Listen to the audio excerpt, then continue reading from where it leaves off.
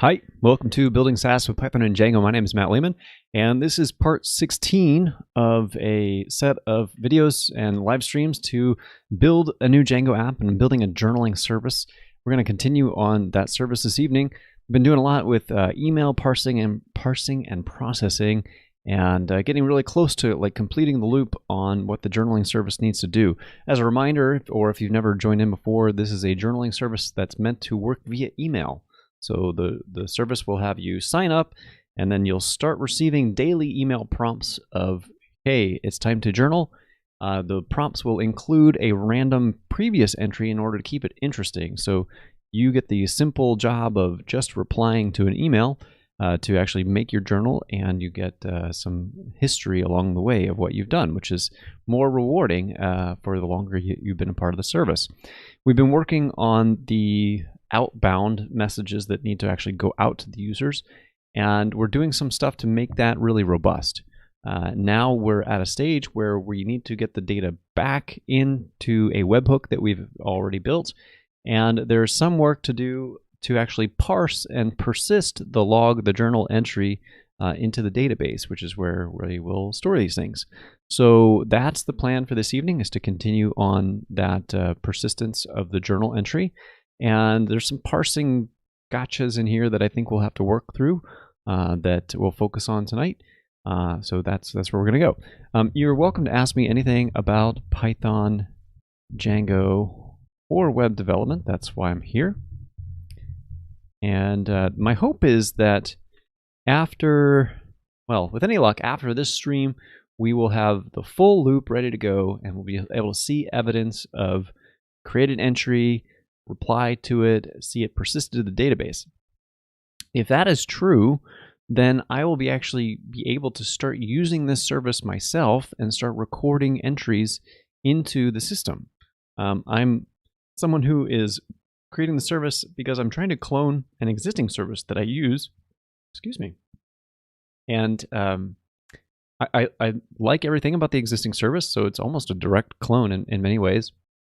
But they were having some reliability issues, and I just kind of want to be master of my own destiny here and be able to provide you with an example of how to build something online. Because we build all of this code online. Everything that I do is done while I'm streaming. So there's no surprises, no gotchas. There's nothing done behind the curtain, if you will. So let's talk about the email and what we need to do.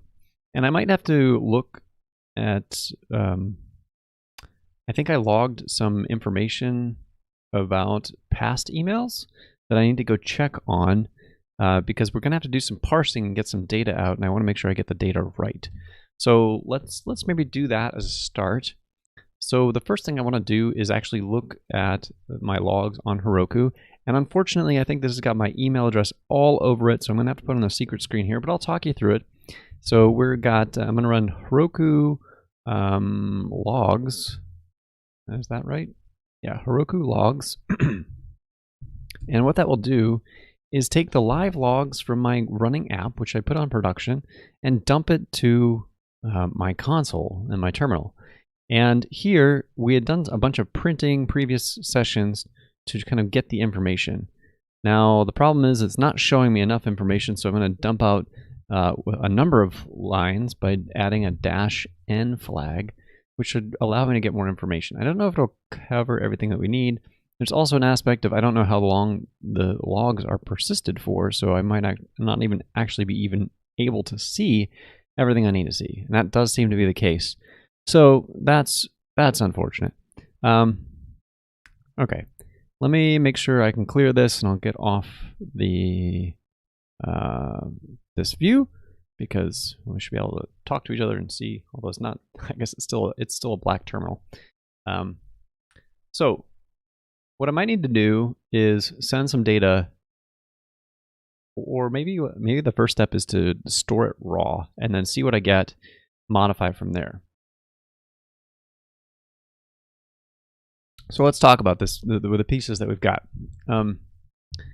We get the editor going here. It's been a while since I streamed, so I had to reboot my machine in the meantime. And we want to look at our receiver that we have.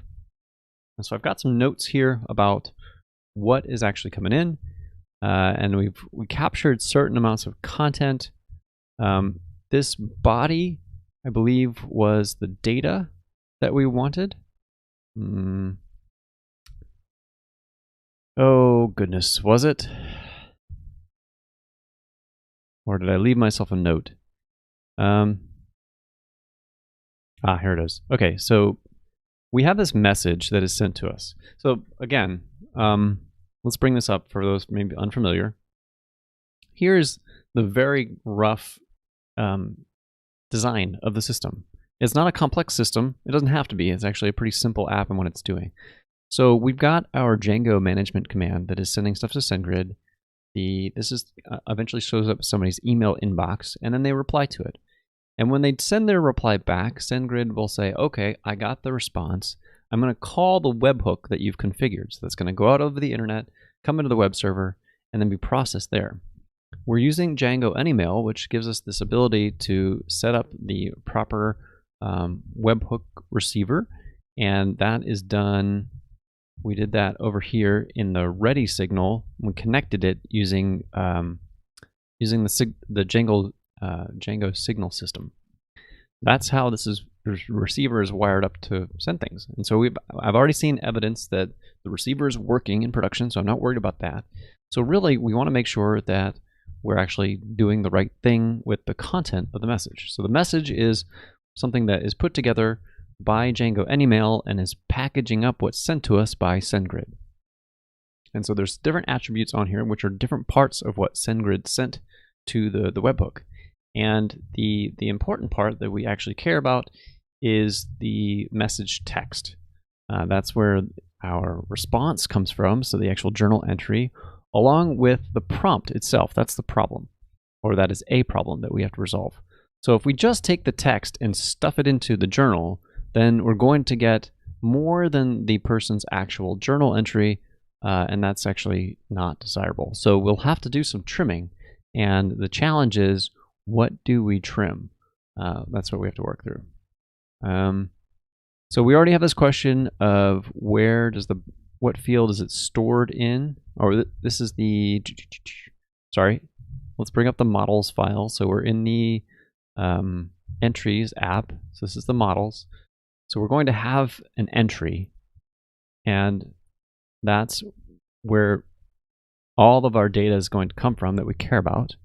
And it's going to store the three things. It's going to store the body, which is the actual journal response that somebody has. And then it has a date, because this is a daily journal and it's never going to be any more granular than that. So we need the rough date of when it's captured. And then we need what a user is actually associated with, which is something that we can pull out via some methods that we talked about last time. So I think the thing that we need to do, perhaps, is to start testing this.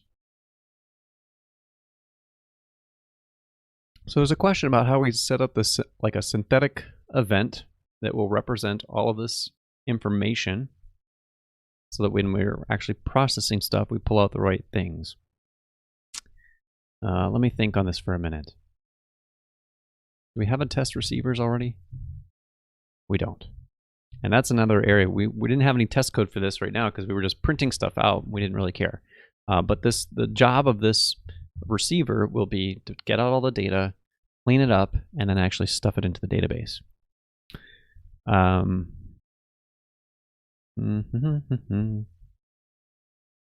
Most of this was debugging input that we were using to try and see if we could do smarter connections to the prompt event, the prompt emails that get sent out to the user. But I think I explained in previous sessions that that's not really available to us, so we have to parse out information based on what is sent in the prompt. And we're going to get that from a couple of places. So we need to answer the when aspect, and we need to answer who the user is. So these existing things are not correct. Let's delete those. And I think we're also at a point where we know that message text is what we want. And even this idea is not quite right for things I think that I'll walk through in a second. So we have the body field. We get it. We're going to get it from the message text. And then we need to get the when. We need to get the user. And then I think we can just delete all of this other stuff about the event data. I don't think that matters to us. Yeah. All right, we need, Python's not happy with us because we don't have any statements in there. So let's drop in a pass for the moment. So let's set this up in the form of a test. We can't, with our unit test, we don't want to actually we can't trigger SendGrid to call our local webhook. So we have to fake it. And we're going to fake it by passing in this event. And hopefully it's an event that looks like the data that will actually come in from SendGrid. So this is thankfully just a standard function. So what we need to do first is create a test file. And so let's do views jobs. So we're still in the entries app, the entries Django app. So let's go up from here. Those are our two current test files. One's for the job that sends out, that's the prompt thing, and then one's for some model tests. And we want to do a new file called test receivers. I'm following a convention here where we make a test file that sort of matches any file name that we have in the Django app. That's just a common pattern that I've seen for Django apps generally.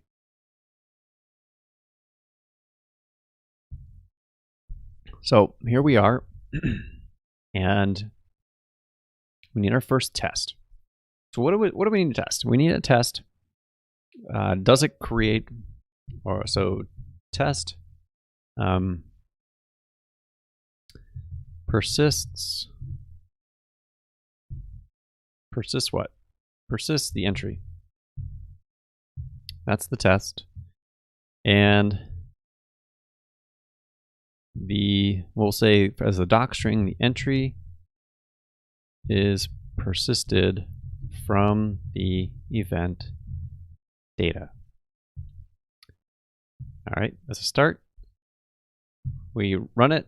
It's going to pass because there's no content in it yet. So we at least know that we're calling the right test though and able to get it going. Let me think for a moment about what other tests we're going to want.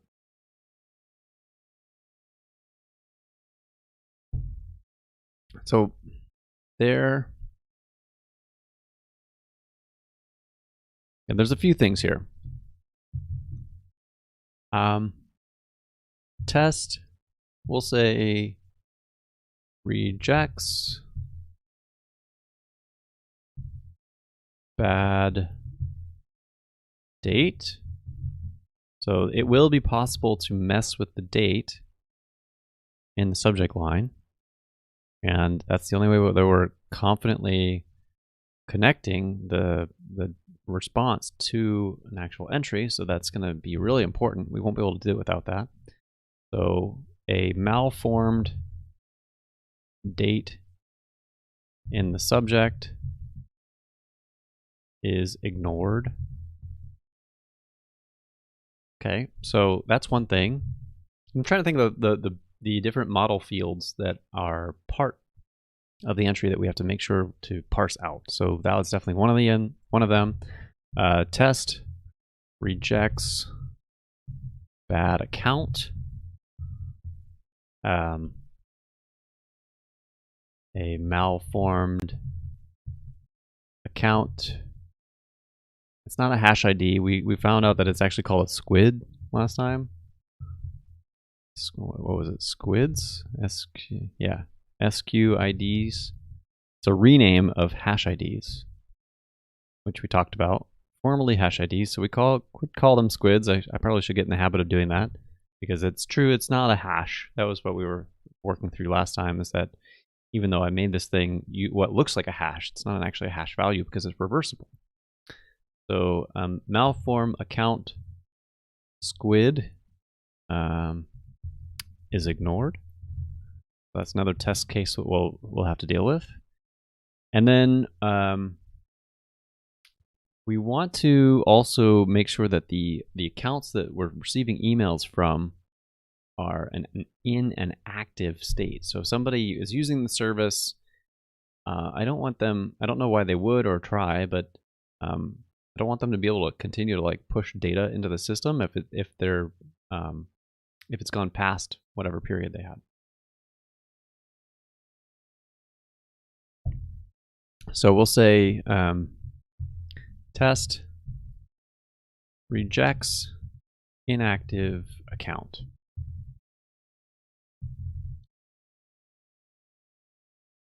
An inactive account does not persist new entries. Okay, these are all going to be variants, and the nice part about this is what's going to change between these is really the input data. In fact, we might ultimately transform these into a parameterized test, which is a type of test that PyTest supports, but one step at a time. Like there might be enough variance here that let's get this working first, then play with the data, and then if we want to make it a parameterized test, that might be a nice cleanup to apply at the end.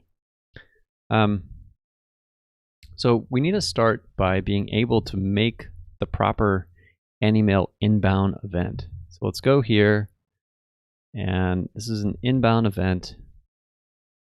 So it looks like it's pulled from we have to create it by passing in a keyword argument with a message. Okay. And I don't know what the message itself is. Oh, there it is. It's an AnyMail inbound message. Okay. Well, oh, boo. All right, we got to find that AnyMail inbound message, which is in a different file. AnyMail.inbound. Okay. All right, so first thing we need is our event. And we know that the event is equal to an AnyMail inbound event. And we know that we need to, in order to form it properly, according to this constructor, we need to pass in a message. So the message is actually where we store the stuff that we care about. Okay, so then we need our message, which is an AnyMail inbound message. What? AnyMail. Okay, fine. Let's ignore that for a minute. Let's go up to inbound. Here it is.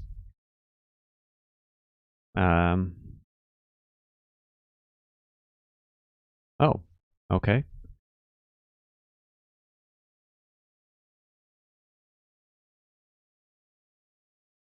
It's derived from email message. Oh, wow. Okay, interesting. So it's a standard Python email message.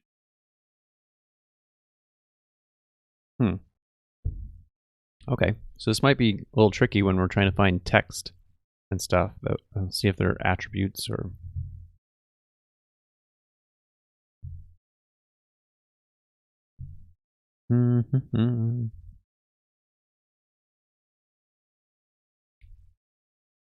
Construct. Oh,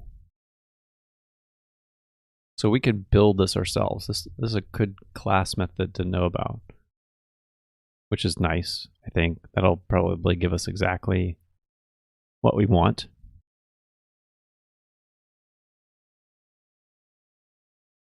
Cool. So let's start with message, AnyMail inbound message dot, what was that called? Construct, right? Construct, and then we're going to care about three things, I think. Subject, text, and from. Yeah. So subject, text, from. Or no, it wasn't. It was from email. All right.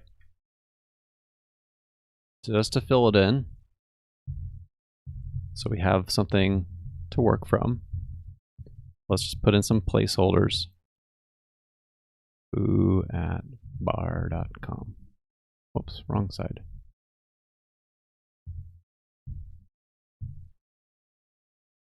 Okay. Let's make it go 3 lines there. So we haven't used it yet. Now it's time to actually call our receiver.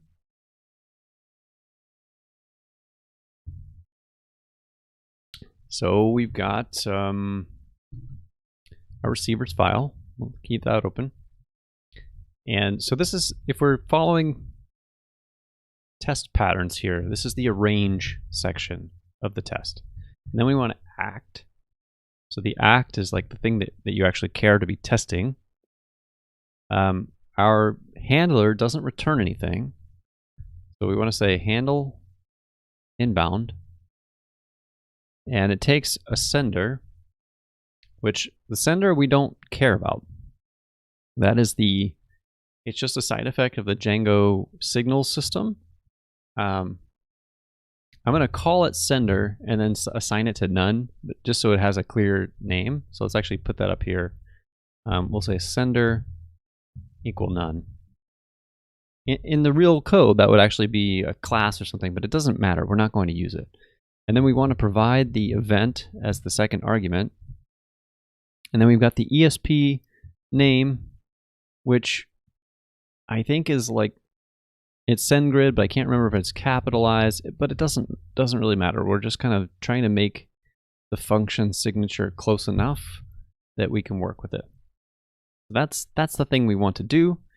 And then finally, we want to assert that the entries count is valid, is that there is at least a count of 1. And we're going to eventually want to assert for this test that it matches a specific account. We're not going to do that yet, though. So we can do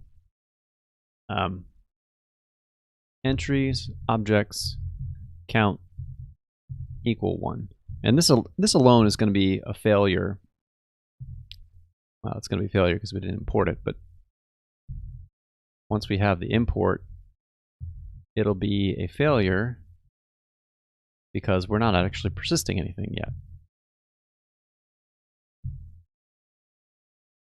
Whoops. Any mail event missing one required of positional argument event type. All right, we missed that. Let's go back to the signals file. Event type. I think it was, well, wait a minute. Any mail of inbound event. Any mail, whoops. Any mail inbound event. Oh, it's calling the super. Okay, and then just popping some stuff off. So we do need to use this, adhere to the constructor at the top, which expects an event type, but I'm pretty sure the event type is just like inbound. So that's the positional argument, so we can say inbound. Kind of overkill, but what? Wait a minute. All right, fine. Event type. So because it's got the super constructor. Oh, John, thanks so much. I'm really appreciative of that. Hopefully you find it to be a valuable resource. John's comment is they bought my book, so I'm now a published author. I've got my ebook, I've got a print copy, a soft copy. I'm working on a hard copy version, getting the proof right now to make sure that it looks good before I approve it in the store or in the Kindle process, and then eventually I'll do an audiobook. But I haven't done that yet. But really, really grateful for that purchase, John. All right, let's see. Did we get it? All right, good.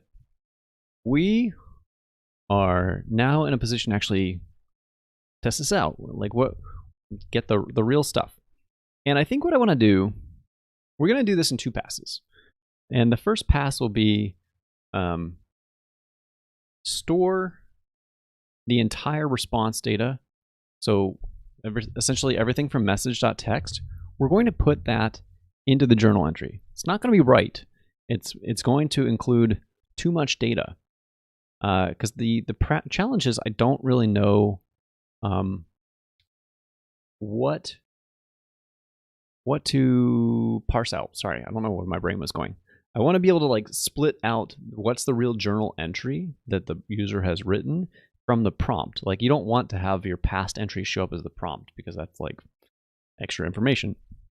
But I have some ideas about what we need to be prompting on, but I think it's going to vary. The structure of that's going to vary a little bit with what comes back from your email client. So my idea here of trimming all of this, whatever comes after the from or the to line of the email address, that may only work with certain email clients. So I think we have to get a little bit more clever about what we're putting in the content.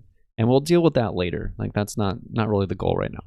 So we'll just keep it as text. That's fine.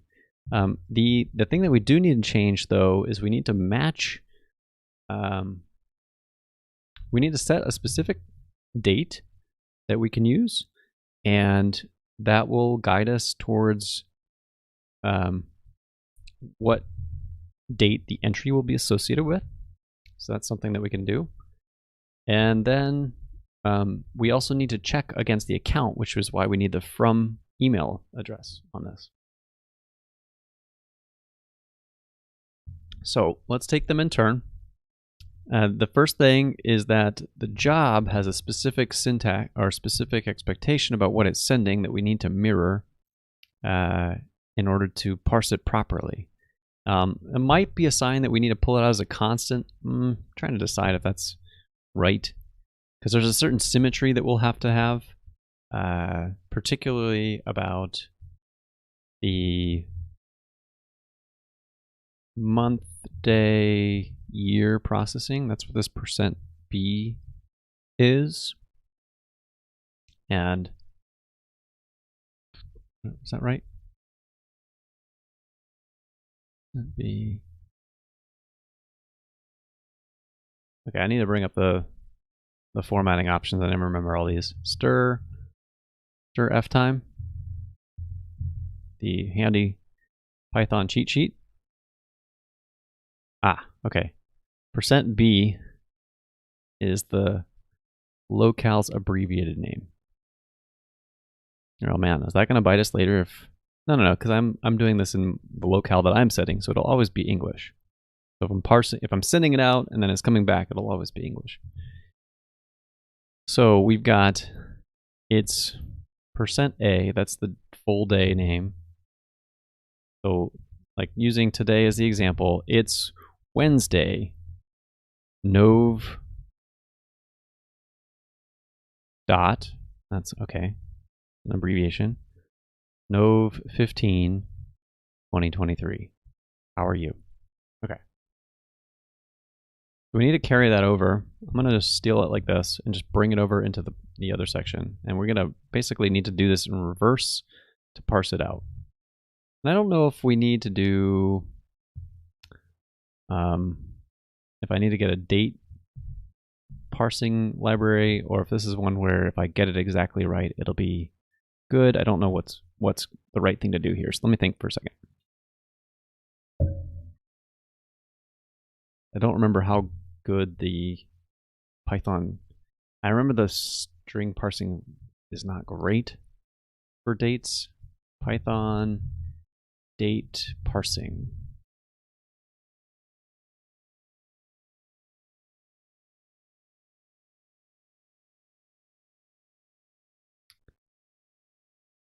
So everything we're doing is using the standard stir F time.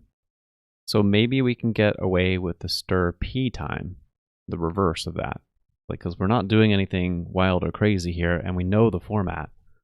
Now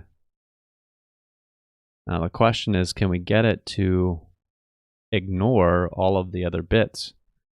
And in the process, because it's going to be pretty inflexible. And all right, what could go wrong? If you're doing a subject line and you reply, your client is going to usually add the RE colon stuff, right? But the question is it capital R, lowercase e, capital R, capital E? Does it vary by your own language? So if you happen to be, a Chinese user who's using this, does your client put in some characters to do a different kind of reply indicator? I don't know.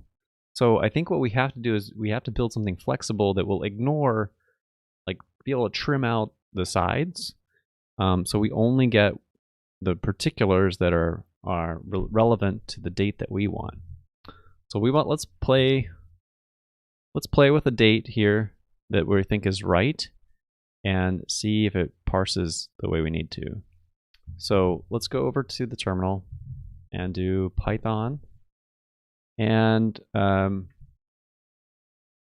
we'll say example is equal to it's Wednesday. Gotta get all this right, don't I? Comma, November 15, 2023, period. Is that right? Yep. How are you? How are you? And I'm going to assume that this is coming back as a reply.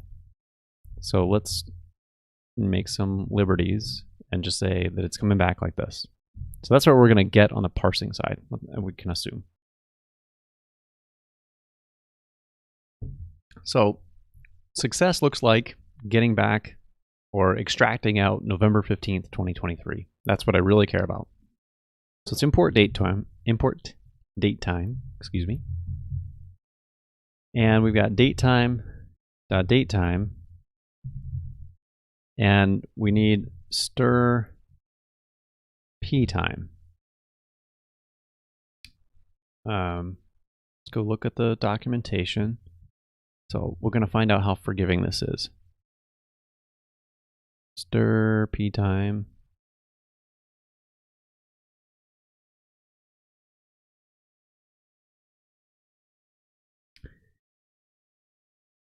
Oh, I don't want a date time object back. I want a date. Is there not a date version of this? If I only care about the date? Nope, there's only one. Okay. Sounds like no matter what, we're getting back a date time, which we should be able to convert to a date without trouble.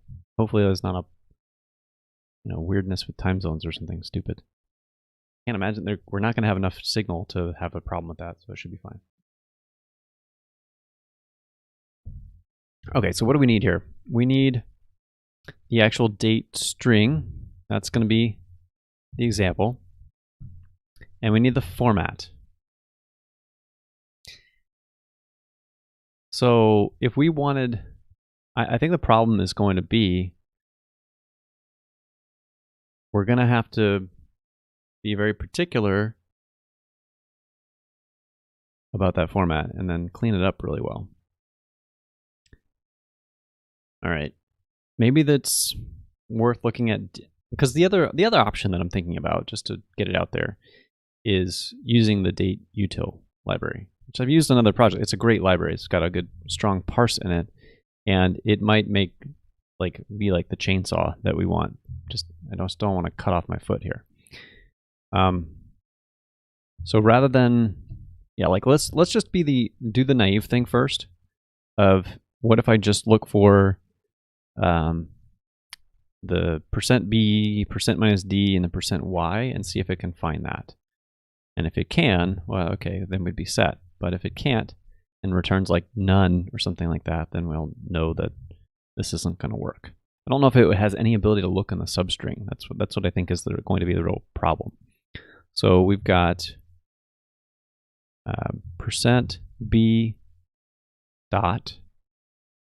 That's the month abbreviation, and then %-d comma, right? Yep. And then we've got %Y. I'm would be shocked if this works, but yeah, I've been shocked before.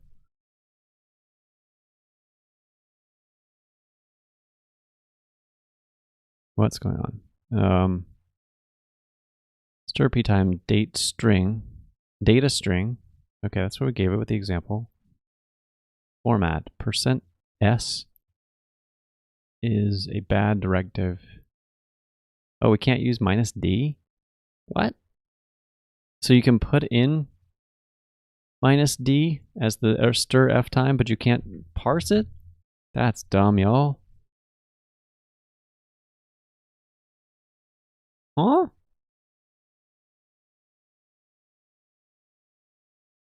Okay, so what if I even took that out though?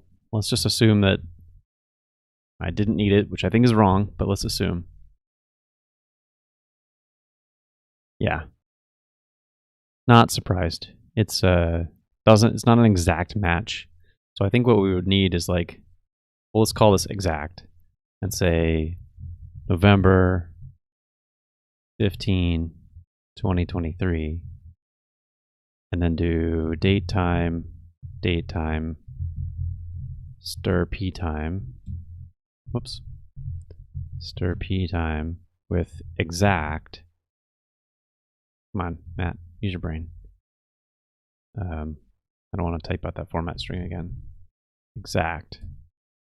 Yeah, that works. So it works, but you have to do it exactly right. So which means we'd have to trim off stuff and make some guesses about it, which we have enough information for certain. Like, you know, I could definitely look for the dot with how are you. That's trimmable.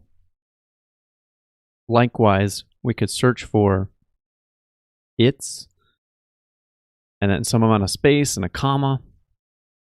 And so we could, with some clever stuff, we could get here to trim this out and finally find this. But I'm hoping that we can find something smarter with date util. Let it do some magical stuff. Let's check out if I'm right though. Python date util, I think, is the package. Now, do I already have that installed?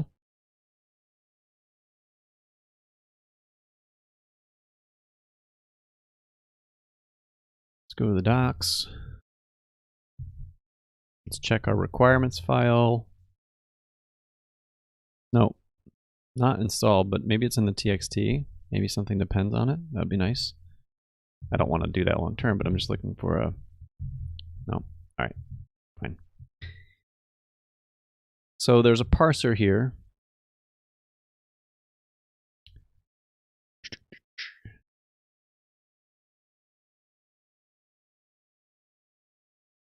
Yeah, I'm really tempted to just like give it give it the string and see what happens.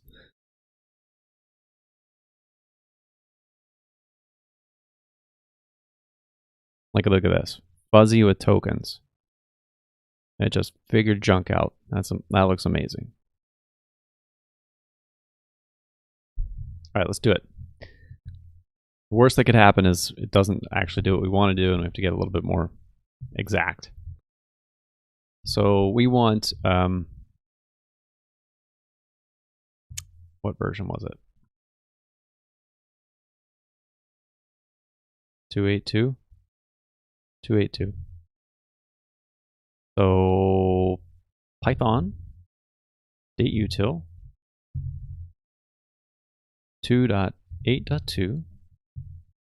Now come over here, get out of that, and we want, so let's just do this on a fresh terminal. Pip compile the new requirements file. Okay, so we've got our new date util thing. And 6, really? Okay. Compatibility, man. Takes forever to get rid of that old stuff. And we want to bring up C flags, or because I've got some Graphviz stuff in here. And that should have installed. What? Was it already getting pulled in from something? Requirement already satisfied by what? Whatever. All right. Seems like we have it. So let's bring up Python again and do whatever the documentation says to do. From dateutil.parser import parse.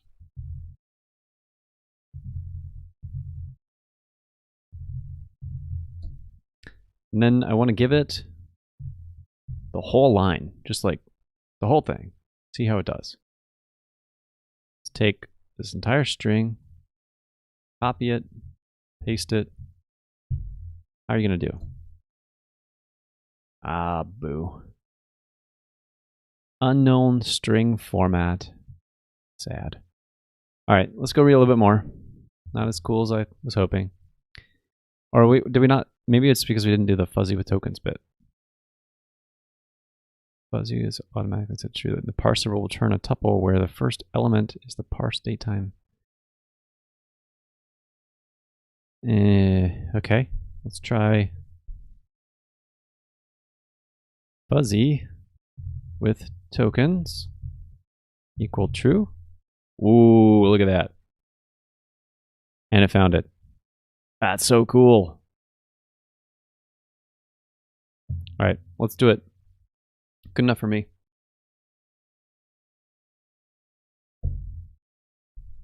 Because this is going to make our lives so much easier. Just pull that out directly. Looks like it is returning a 2-element tuple. And the second element is another tuple. But we only really care about the first one. We'll have to see what this does. Like, what if we just come in here and like just mangle the heck out of it? What's it going to do? Like, if it has nothing in here, there's no date. There's definitely no date in that. What's it going to do? Parse error. Okay. So we need to know that that is a possibility of an error that we get. Cool. So we're either going to get a date because it parsed something out of it, and it read our format here, so it parsed something valid. That was the thing I expected.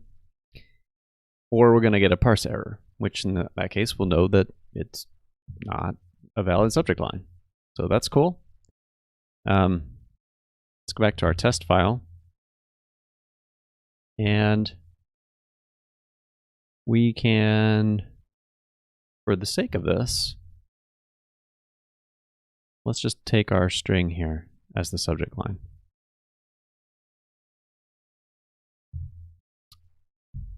For our test. That should be good.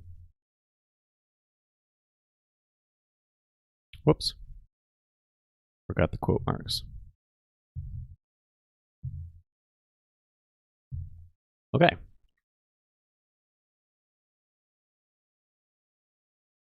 So I feel like we've got representative data now. And the thing, we're still not persisting an actual entry yet because we don't have the user. So we still don't have this quite set up right. So I think what we want to do is we were up here persisting the account ID. That's what we were putting into this. In fact, let's take that, put it as the from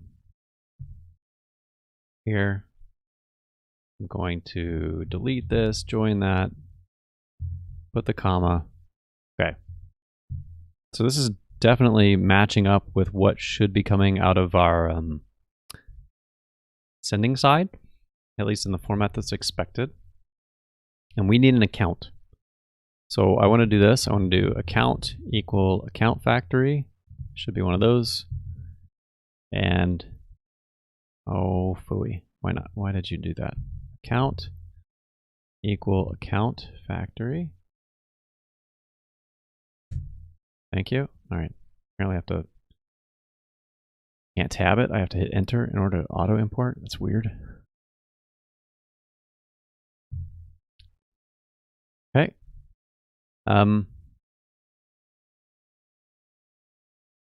So I think that this thing is proper now. It's still not going to persist anything, but yeah. So the test feels right. And I don't think we need to look at the job anymore. I think we have the format string, and we know our strategy is going to be to use parse, so we don't have to like get stir p time exactly right.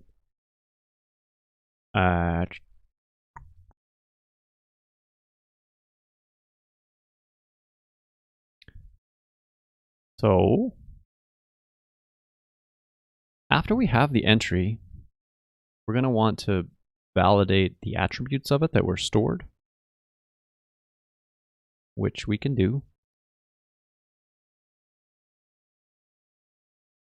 So we'll say entry equal entry. If there's only one, we can just call first on it, because there's only going to be the one, and we'll know it's the one that we need. That assert is, they're protecting that. So then we want to assert that the entry user is equal to the account user.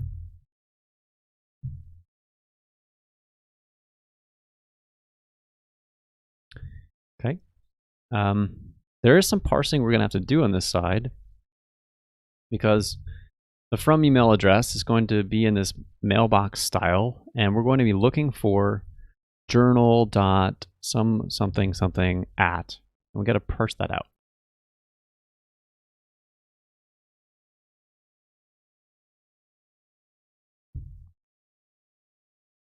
So what's the best way we want to go to do that? I'm trying to think if there's a convenient string function that we could get from the from email. So if we, let's look at the string functions. I'm gonna guess on some crappy method. There's probably a really good one. It doesn't feel like a regex is the right thing to do here. I could be wrong, because I could think like the naive answer that me wants to split at the for the @ sign, because there's only gonna be one of those. And then so we know if we're at the @ sign and we get the left hand side of the @ sign, and then we do another split. Okay, then maybe that's the short answer, is the account IDs that we're going to get are not going to contain dots. They're just alphanumeric. And if we get the left hand side and then split on the right hand side, then I think that gets us to the actual account ID that we need to then look up the proper account. Yeah.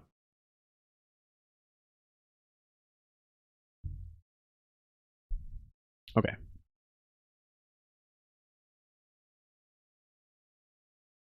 Yep. I think we can delete that.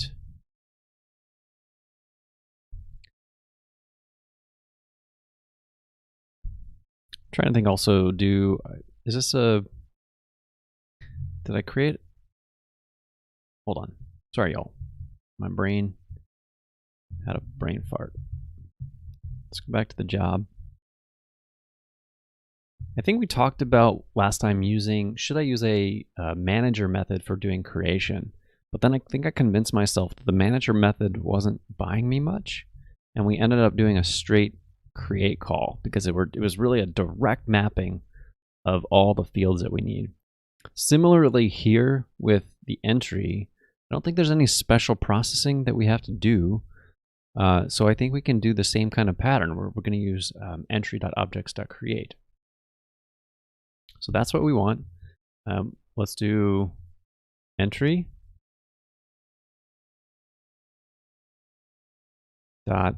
.objects.create, and bring up the model. So we have the body, and we have when, and we have the user. So body is the simplest one for now. That's going to be message.text.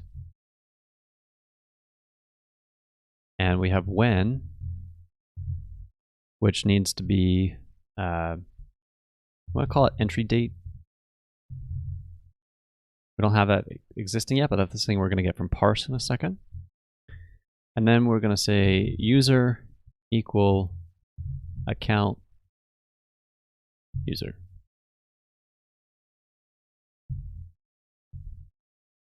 Either of those two things exist. We need them to exist before we can move on. So what?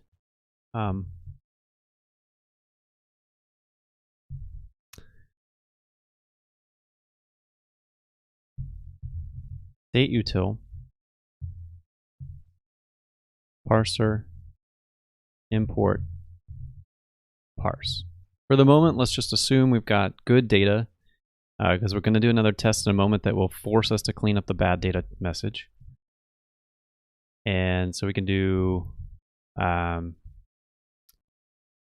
entry date is equal to, it's the first thing out of the tuple, right? So it's parse message dot subject. Oh, boo. Is it not subject? This should have come up. Oh, maybe it doesn't know. Does it know the type of this thing? Yeah, it doesn't. I'm pretty sure it doesn't know. Okay. Subject. And then we're going to do, it's going to feel a little gross, but we're going to do an access on that. Because what's going to happen, I think, is that anytime that it finds, Parse was returning a date time, wasn't it? Pretty sure it was. Yeah, it's returning a date time. All right, fine. So let's say entry date time. So anytime this parsing works, it's going to give us an actual date time instance. And then we want to get the entry date. We don't need to make a local variable for that. We'll say date time dot date.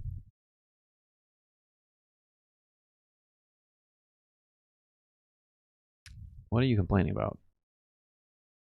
Not defined on type date time? That's not what you're, oh, okay.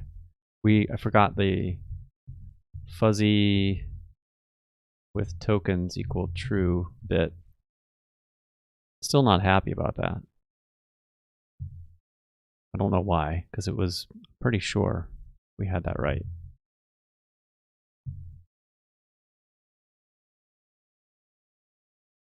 Okay. And for the moment, just to get the test passing, let's say account equal account dot objects dot first. There's only going to be one, but it should do some stuff. Okay, let's see how the test does. What? Ooh, that's no good.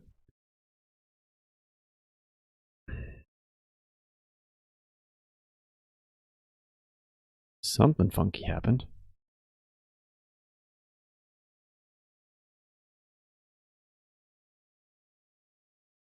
Okay. This is why we save often, run tests often.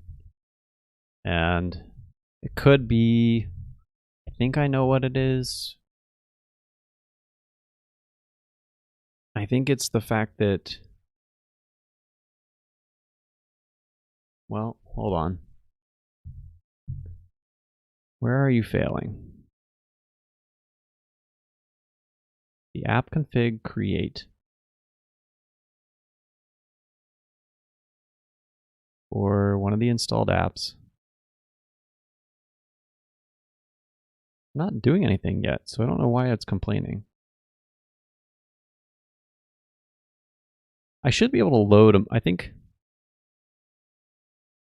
So you can see here, it's failing on the import of account. Coming into abstract base user. Wow, son of a gun. Okay. Weird.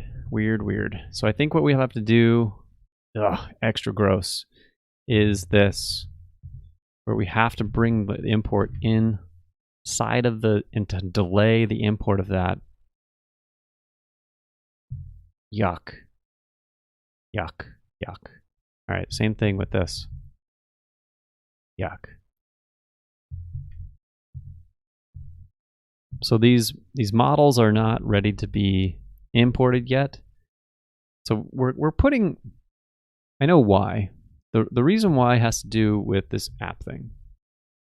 We're trying to import this receiver early, which means it's going to come into the receivers file, and it, previously what we had was these models. So it's trying to pull in the models, but at this stage where these app configs are run is way early in Django's like boot up process.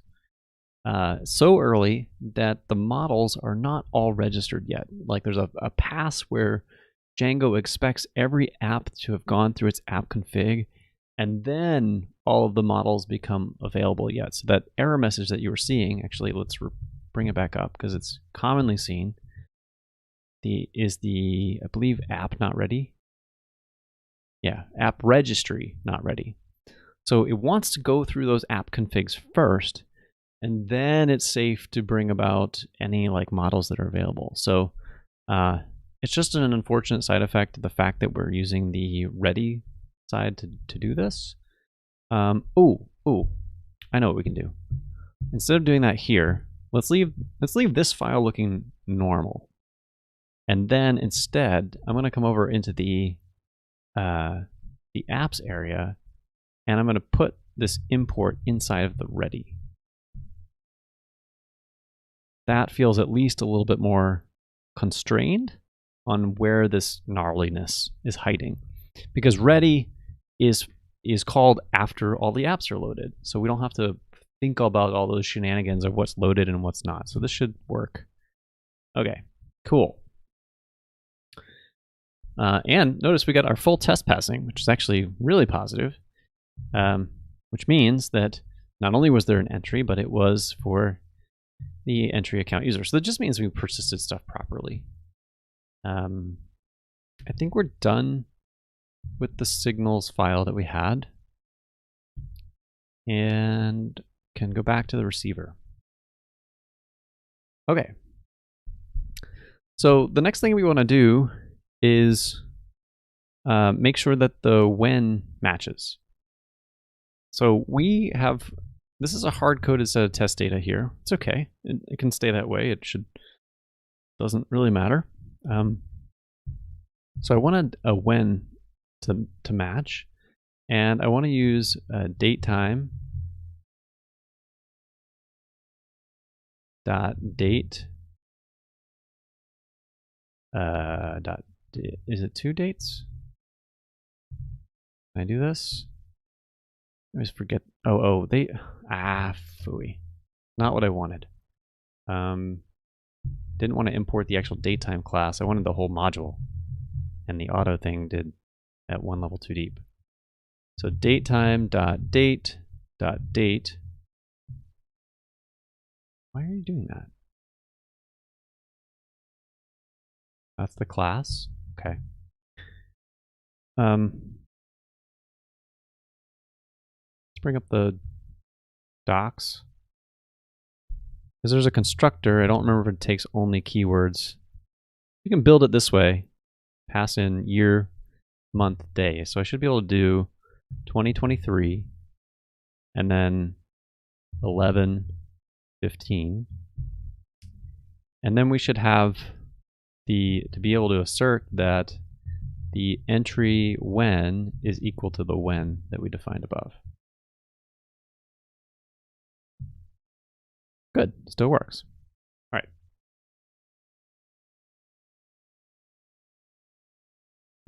Okay. So the last thing that we need to do is that bit about pulling the account ID out of the from email address. So let's do that now. We're done with when. We're done. Okay, I'm gonna leave it to do. To do. Parse message.text to remove prompt text. Okay. That idea is not, pretty sure it's not going to work, so I'm not even going to bother leaving it in there. And we're going to clean up the entry date time stuff in a minute. So what's left really is, I'll get this thing to shut up. Ignore. Type ignore. You're wrong. Not wrong.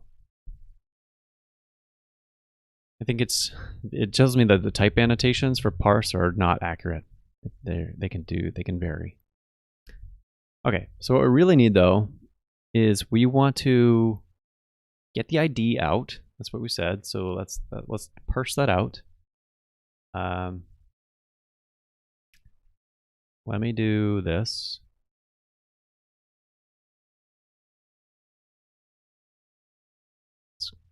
Oh, phooey. Out of here. And then we'll paste that over here. Try to, won't let us. Man.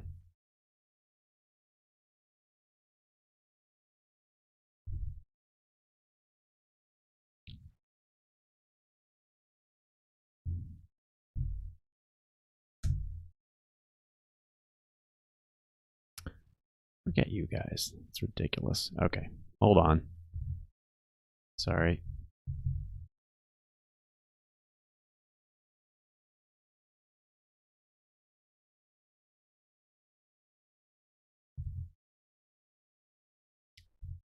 So let's put that here.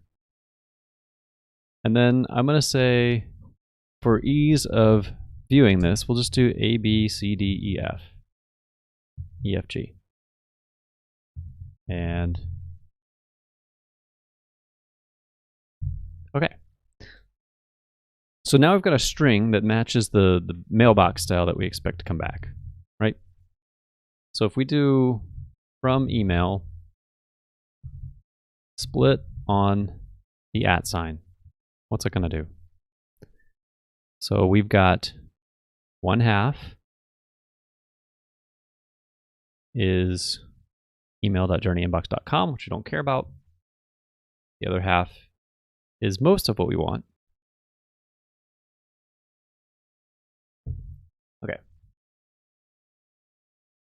So we're going to take that first chunk. Let's go add this to the code. So we want the from email. We'll say 2.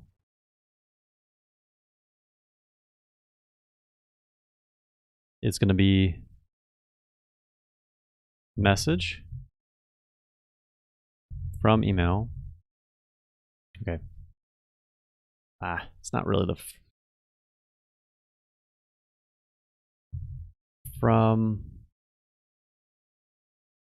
first half. I don't know. Crappy name.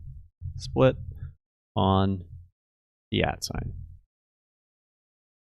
And I know that's going to be in there.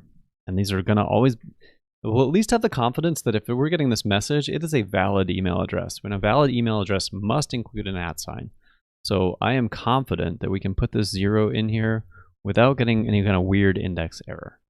Now, there is a possibility that the second one could fail. I'm not sure what we might want to do to guard against that, or if I should care about that for now. but this will at least get us that left-hand side of the email address that we want. Okay, right? If we did this and said 0, should be that left-hand side. Yep. Okay, now we want once we have that left-hand side, and I'll even call it left-hand side or LHS. So we've got LHS is that string thing, and if we do LHS split on the dot, then we get the ID is on that right-hand side.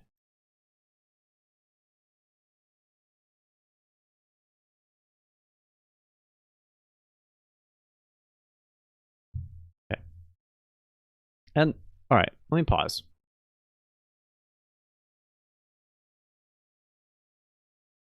What if somebody is sending junk to the webhook, or SendGrid sends something? No. I don't think that's going to happen. I don't think that could really happen. Or could it? Our hook is going to receive anything that gets sent to email.journeyinbox.com.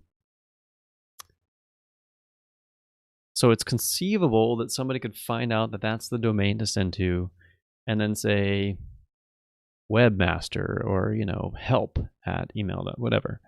And so we can't necessarily trust the left-hand side to be in the specific format that we're expecting in this mailbox style.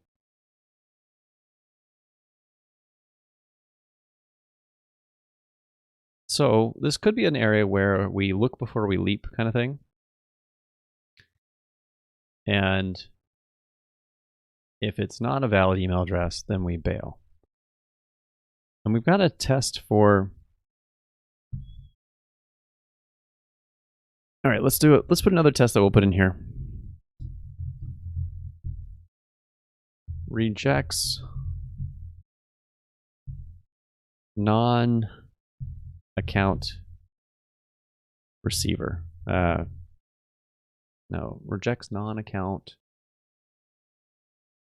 from field, from email.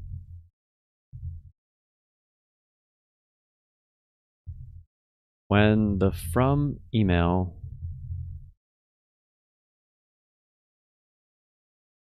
doesn't look like it holds an account ID, that's really long. Gotta trim this. Ignore it. Maybe it's not as long as I thought. All right, that's fine. So that's another test we can put in here to confirm that what we're about to do will be guarded against. So the check I want to do, actually we'll save the check until we get to the actual data that will mess this up. So let's assume that it does look like what we want and it has a dot in there. So if we split on that, so then we could get the account ID is going to be equal to the second half, the right-hand side of the dot. So we've got the left-hand side, we split on the dot, and then we say 1. And that should give us the what I've called the little synthetic account ID here. So from first half, split on the dot, and take the second element of that split.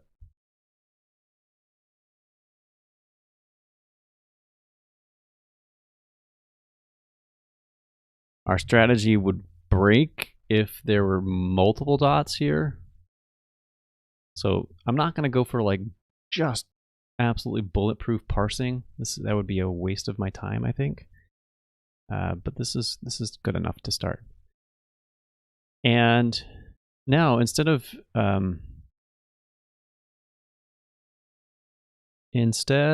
what?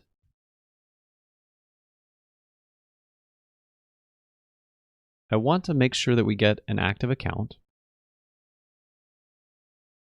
Do we have an active manager? I don't think we do. Boop, boop, boo. Account models.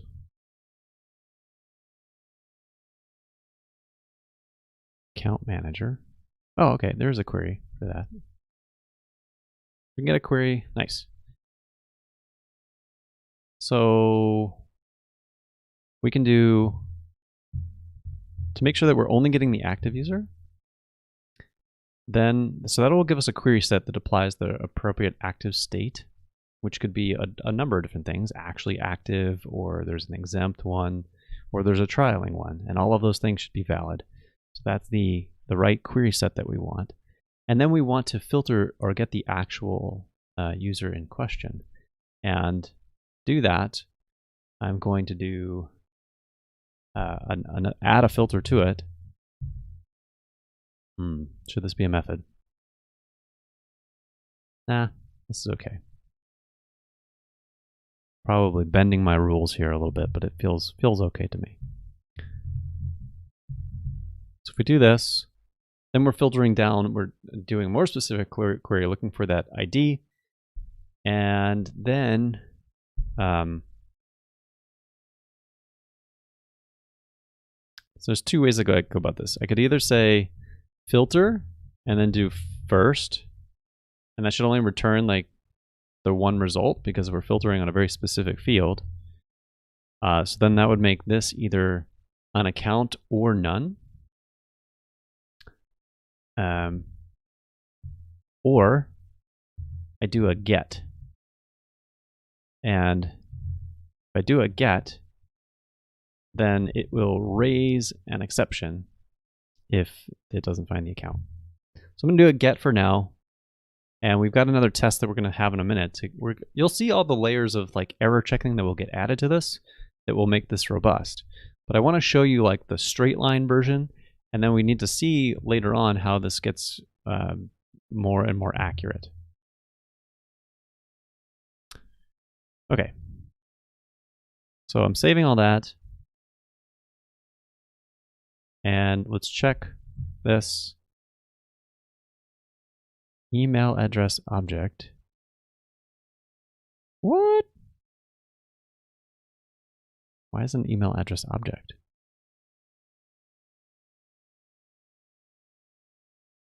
Why are you an email address and not, oh, phooey. What is your type supposed to be? So if from email is not a string, what are you? And how do I get the string representation out of that? So let's print the attributes of message.fromEmail. That was unexpected. Okay, so there's a bunch of attributes here. All right, fine. Let's drop the debugger in, right here. Let's run the test again.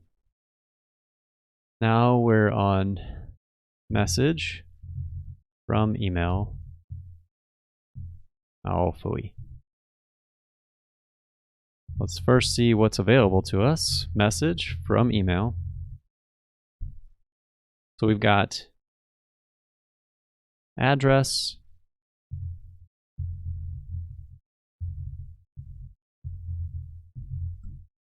that's the full thing.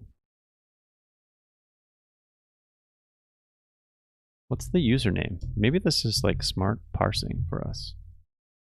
Oh, look at that. That's cool. So we could get rid of a layer of this split nonsense and take advantage of. I like that. Okay. That's even better. We're going to use from email username.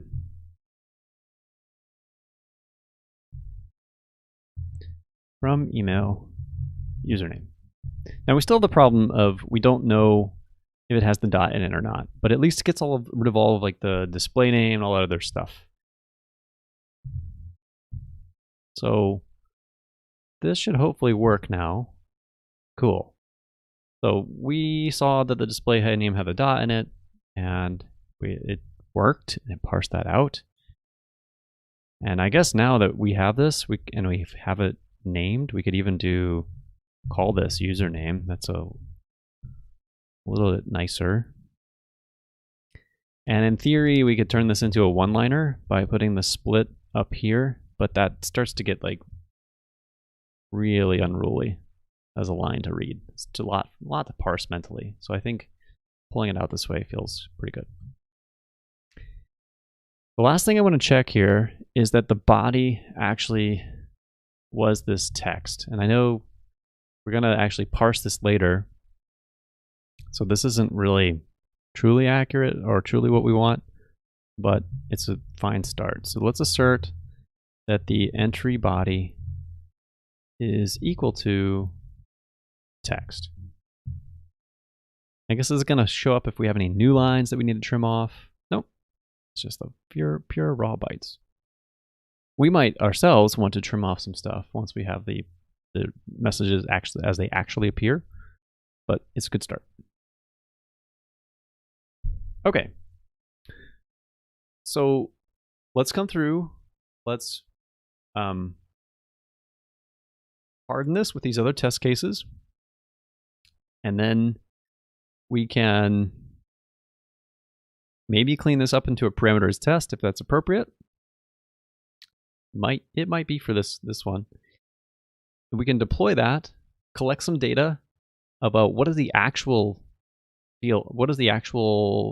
result look like via the admin. That might be tricky because it's going to be my actual account. I should probably get a test account. Well, I don't know how I do that with a separate email address. Anyway, I'm getting ahead of myself. Let's just work on the test. We'll get there.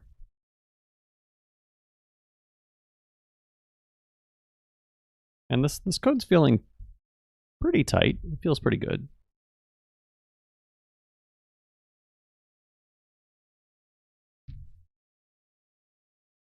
Okay, now, so we want the version that has a bad date in the subject. So what is actually changing between these tests?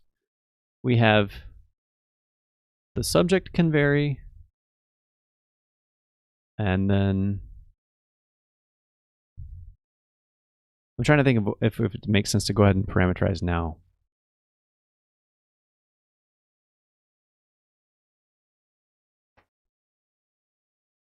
Yeah, I think so.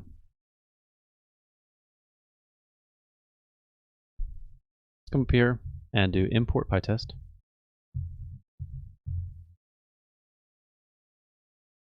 And we do this with a PyTest dot mark dot parameterize, which is a really odd spelling. And parameterize takes, first thing is like the things that you want to inject into the test. So we want to inject the subject,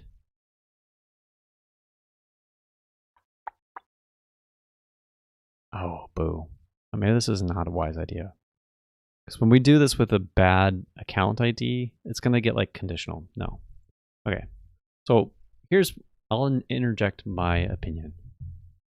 People love these parameterized test things where you can make one test case and then you modify it with data, and the results of the test can assert on different attributes. In its purest form, that's actually really great. You can get a lot of different combinations of data, but here's where I think people go wrong with it. And in some languages, they're called table-based test, or how you might also hear about this. And I think where people go wrong with it is this, where they start to test error conditions, and in order to make their table test continue to work, they start to add like conditional logic in here. So if you're thinking about this squid ID thing, we can't just inject account ID because we have to build it from this account factory. So if we wanted to do a fake one, you could do it like a Boolean thing where you're like, use real account ID, and then one would be based on a real account, and the other would be this account ID thing that you make up. So it might look like if you use, well, let's take this a little farther, real account, then you get this, and then you can do, you could have assigned another local variable called account ID and so on. Else, account ID equal fake. I'm not painting the full picture, but I'm just trying to give you this idea where a parameterized test, they might add this variable and inject it here in PyTest style. But what I really don't like about this is that it introduces conditionals into your test. And so it becomes really unclear of, is my test running with this data or not at this time? And you have to then parse out, like, well, what was the state of that variable at that time? Whereas in this test, it really reads like a story top to bottom. There's no guessing about what is the state of any of these variables at any moment. Like, it's all very declared.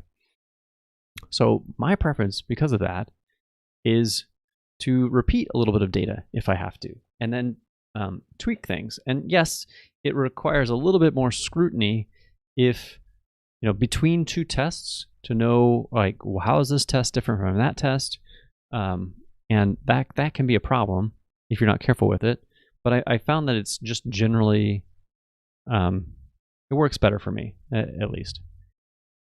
So we want to see that if there's a bad date, that it's just going to get ignored, that we don't persist anything to the database. And I think that's a pretty safe assumption, because I think any real users who are doing this, they shouldn't be messing with the subject line. They did, and they mess it up. I guess they can contact me. I'm not really sure what I do about that from how I want my customers to think about this. But let's take all of this. Let's go down here and paste it. And the difference is we expect the count to be 0 by the time it's done. So this will fail right now because there is an entry persisted so far. So we want to take out all of the actual date. That's what I want to do for this one. So it's nothing. Now, if you remember from earlier, we're probably going to get a parse error for this now. An exception. We got parser, parse error. It's underscore parser. I wonder if there's a way to, I wonder if it has a more public name. Okay, we'll find out.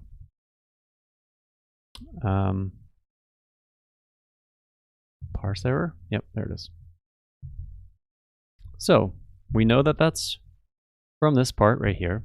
So we'll do try, and we'll protect it with except. I was about to write catch. Wow, that would be embarrassing as a Python guy. So we've got parser error, and if this fails, we want to return none. This is basically the early exit from this thing. In fact, there's a change we can make here that will remove a whole level of indentation.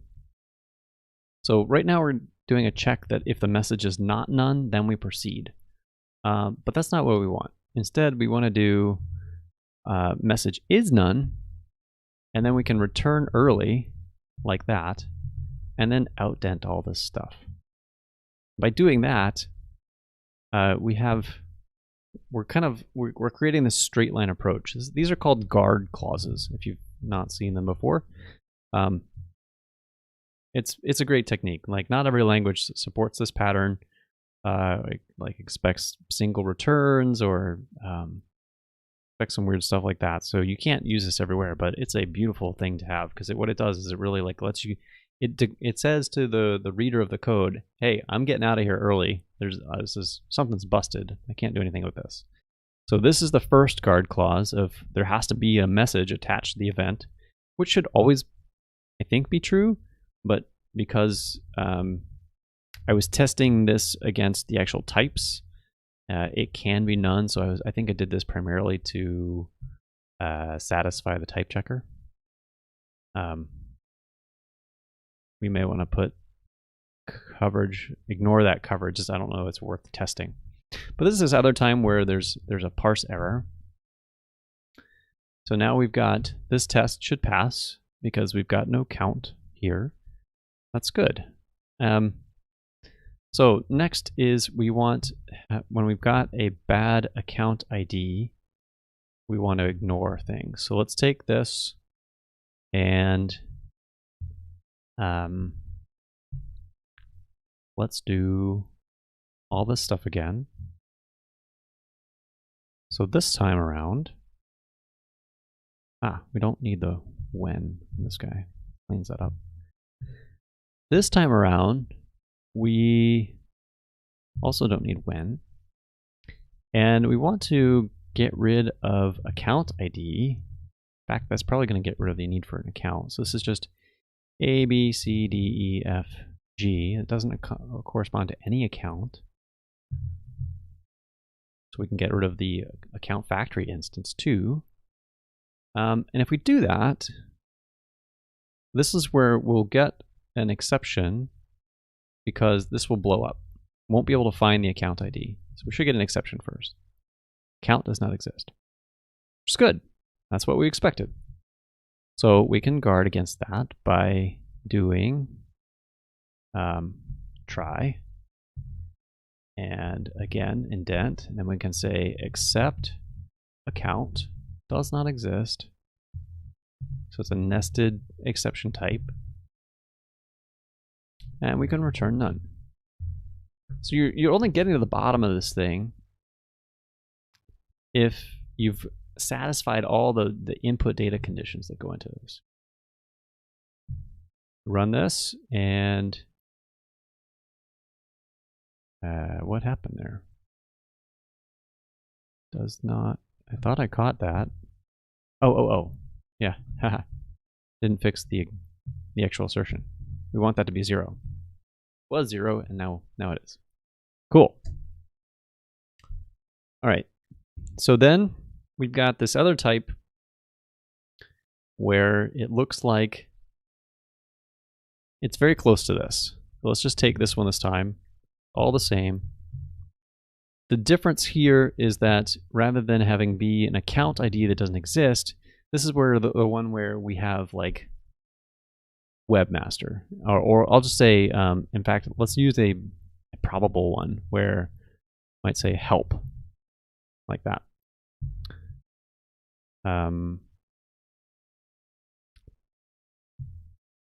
Like so. Let me look at your comment.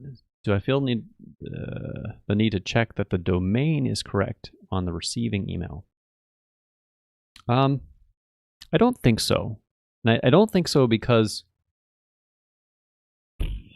well, all right, maybe, yeah. I think I feel comfortable with this. The reason is that the way I've hooked up this handler is that it's protected. Somebody would have to know how to authenticate to it. We'll go back to, if we remember our settings file. Oops, wrong settings file. Settings. And we look at AnyMail. We set up this SendGrid, this AnyMail webhook secret. And that webhook secret is then baked into the URL that is, sorry, I'm not saying this well. When it gets called, there's a certain amount of auth that is expected to be provided. And if it's not provided, there's going to be 401, 403, I don't remember which status code, but it will get rejected before it even gets here. So the only thing that should ever even be getting to this stuff is stuff from SendGrid. Anything else would actually represent a hack of my system, where someone was able to find my webhook's password, this secret value, and then provide that and then mark that. So because of that, I don't feel a need to check anything else, because what the webhook is sending me is only coming from things that were sent to email.journeyinbox.com. So that's why I'm not planning to check that. But it's a good question. All right. And then we need an inactive account is also ignored as well. This one's going to require a teeny bit more here. So let's come up to the top. We want it to be a valid account.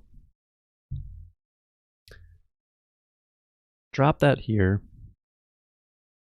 And you know, I can see people who are like critical of this style because it is a bunch of repetition. But I like that each one tells a story. That I could look at this failure and not have to spend really any time thinking about the others, and it's fine.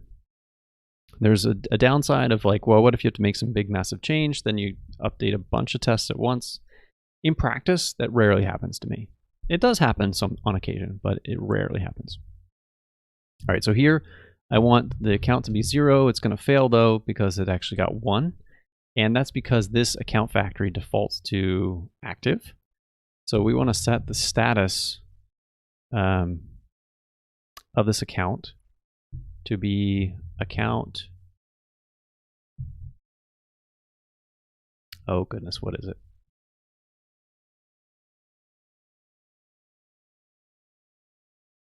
Yeah, okay. Account. It's because it's not defined. From journal account models import account. Then here status and expired. What do we call it? Yeah, let's do trial expired. It's going to be a common one. So that is not an active status. The only active statuses are these 3, trialing, active, or exempt. So we could do this. Now we've got passing tests. The only other thing to call out from this processing here is notice where I put the try except. I think it is very useful to localize where you use try except. And what I mean by that is some people might think, well, you know what, these things just kind of seem related, so let me put them inside of here. Or, actually, you know what, all of these things could be considered things that we'd want to bail out of, so let me just put this parser error in here, and then we can have this thing like this. And you have all this logic, and then it's one of these 2 things. This actually works, right? Or it should work, I expect. So we run the whole, whoops. Got to get the syntax right. I don't do this often, as you can see. Okay, it doesn't work, but it doesn't work for other reasons. What I was trying to show is like, I don't like this style where you want to have like a bunch of catch-alls and then you have like almost like you're trying to optimize to minimize the number of returns. That feels like needlessly trying to save on characters. And the other thing is you don't know which of the things are going to raise. So a fair criticism of Python is that it seems like anything could raise anything. And by putting these 2 lines outside of this try except, you're basically stating to the reader, hey, these lines are never going to raise for anything that I know about, and they certainly aren't going to raise for an account does not exist error. So that's a nice thing to have a little bit more confidence in the lines that you do see. Now, there are other things that could happen. Technically, the split could fail, and I could get actually, I think it was one of our test cases that we were going to try, and we didn't do it.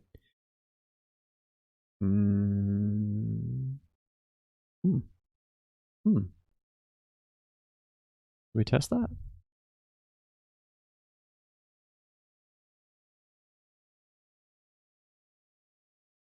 Wow, that's surprising. So, kind of would have expected this one would have failed for a different reason. Oh, it does. Ha. Okay. I forgot to run the test. All right. So what could fail about this one? Well, there's no dot in here. So the way to check for that here is, in this case, you could either look for the index error and return. In this case, I know that the dot's going to be the thing that will commonly happen, so I want to represent that by doing a quick check for it, and it's actually atypical not to. So we'll say if dot not in username, return none. That's the guard clause that we want for that time. All right, now we got all the passing tests. Okay, I think this represents everything that we need initially, except for the actual parsing here, but we'll get to that. So, and I think we actually might, well, no, we're going to be missing a line of coverage here, but we're improving on our coverage. So make fast coverage, that's my target here. Missing one line, line 16. All right, let's add a test for that, just to finish it off quickly. This one's stupid, but it's easier to get the test going. Test missing message, an event with a missing message is ignored. So we can take almost any of these, really, doesn't matter. Yeah. We just need this last one.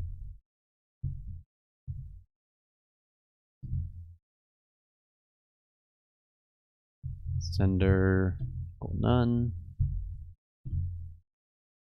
And we want to drop message. Test passes. We should have full perfect coverage now. Hooray! Back to 100% coverage. Let's review this quickly, and then we'll deploy. We will... Ooh, should we go ahead and see an admin page? Do we have an admin? That's going to be necessary to view the entries. I think I kind of punted on it because we didn't need it at the time. But we're going to need it to see the data. Or I could use the shell. Maybe you want to use the shell because I might actually be better. I'm still curious. Do I have... We're in the entries. We did make an entry admin. But that's going to show like my email address and a bunch of stuff. I think it might be a situation that, or no matter what, I can't actually show the data. So I'm going to just have like put it in secret mode, copy it over, and then show you that way. All right, let's do this. Let's look at this. We move the receiver inside of the ready to deal with the fact that the apps weren't loaded yet because we needed to load account and entry. So we wanted to delay the evaluation of that import. In our actual receiver system, we've cleaned up all the stuff that's here and done the real parsing. So we now have the message. If it's none, it gets skipped. If it's a bad parse, it gets skipped. If it doesn't have the dot, it gets skipped. If you can't find the account that's active, it gets skipped. And then finally, if all of those things pass, we do create the entry in the database. We added Python date util in order to do that easy parsing on the subject line to make our lives easy. So I think that's all good. So, and then we've got the test file, which wasn't represented because I hadn't added everything to the stage yet. It was a new file. We got all these tests that test each of those conditions to give us confidence that the events are what we expect.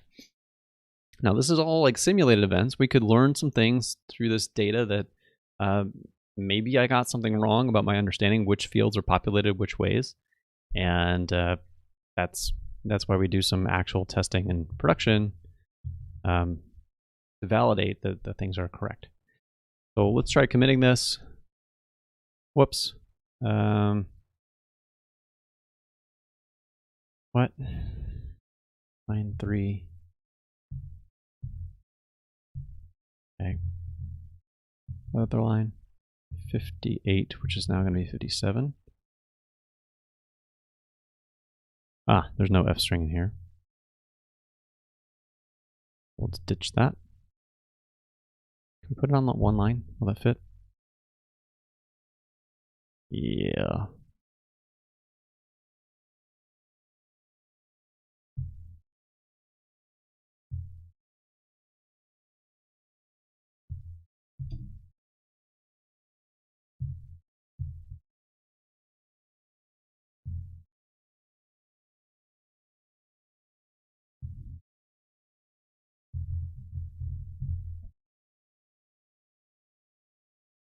Cool.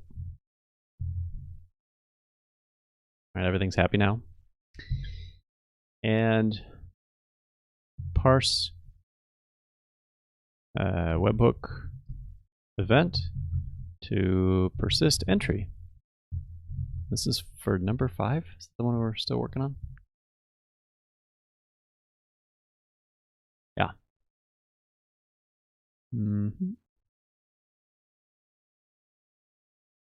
Okay. For number 5. Go ahead and push that up to GitHub. So if anybody wants to check it out, they can. And I think I'm going to have to sign into Heroku. So let me do that now. I'll put on my secrets screen, doing my Heroku login call. And it's prompting me to go to the browser. I'm clicking the login button. I'm filling out my login information. I'm bringing up my 2-factor authentication and filling that in with the little one-time pad number. Am authenticated. Go back to the terminal. It tells me I'm authenticated and then dumps out my personal email address so that everybody could see it. So I got to clear that. So now we are logged into Heroku and should be ready to do make deploy.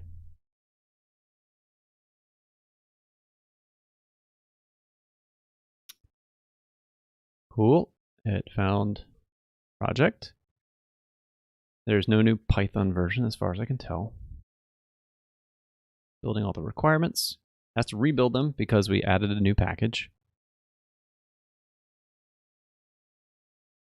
Getting our static files going.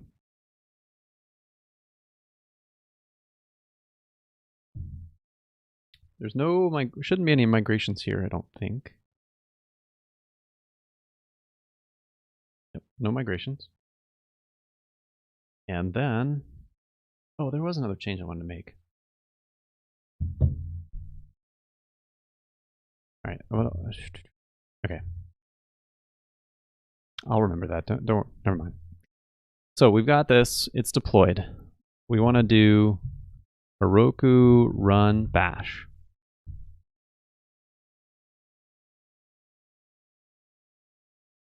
And, oh, junk. I think I added some logging.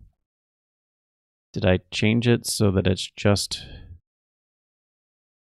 I think I added some print stuff that was initially like showing the account ID. Yeah, and that's just going to be a pain every time I want to run that in a demonstration. All right. There's the challenge of streaming, I guess. So it is at least printing out the user ID, but I don't know that I want to show you all my user ID for this. So I might have to like run this command and then hide the output, but we'll talk through it. All right. So let's prepare this. This is the Oh goodness, what is the manage.py? Nope, Matt, come on. Grep manage.py. I think it's run jobs daily. Yeah. Okay, so run jobs. Hey, Optimus Prime, I see your message there. I'll read it in just a second. I'm going to go in the secret mode for just a moment. I'm going to run this command because it's probably going to dump out. Oh, okay. No, it's just my ID, which is 1. So that's nothing I can't show. Very guessable. Like, there's no shock. I created my one account, and I've got ID 1 on here. And then I've got my email here. So I am going to reply to this. And the goal here is to reply to it with a test message and then see what actually got stored in the entry. So this actually, once this happens, it should go to SendGrid. SendGrid's going to get it, call the webhook. The webhook is going to call our just deployed code. It'll parse through all of that stuff, and actually make an entry for my account. And then I should be able to display that. I might have to do some fiddling that is off to the side so you don't see any IDs or important identifiers. And then I might have to do some sanitization of the input. But we will ultimately, what I want to get to is a place where you can see the raw text that we got recorded in the entry, and what changes do we have to make to actually parse out the real journal entry part. So I'm going to put down, this is a test entry. I'll come back and delete this from my account later. And I'm going to add a second line just so we have something a little bit more robust. So here is a second line. So we've got two sentences in here separated by a couple of blank lines, and we want to see how that's persisted. I'm going to hit the send button. And while that's sending and maybe the webhook is doing some stuff, I'll read your question here, Optimus Prime. Is it possible for you to guide me for Google Summer of Code? Went through some organizations like Math Azure Wagtail, familiar with Django, and I'm confused and don't know where to start. I don't know what you mean by guide you, like, because the Summer of Code is, well, I gotta confess, it's been a long time since I tried to understand Summer of Code. Is that like, isn't it Summer of Code of like you're supposed to be doing something with some sort of open source organization? In that case, I wouldn't be a big good fit because I'm not an open source organization. And also, I think the Summer of Code stuff is looking for you to have like very specific projects in mind. So I'm not sure if that is a good track for you, Optimus Prime. I'm happy to try and answer questions that might guide you. If you're trying to say like, actually, I just need some assistance on how to get into Summer of Code, there's maybe something I could help there with, but I don't know fully. All right, I am going to assume that the logs have run. Actually, I don't have to assume. Let's get out of here. I'm going to do, once it's done, I'm going to put on the secrets page, secret screen. I'm going to run Heroku logs, and I should see some stuff showing trying to process what it's saying here.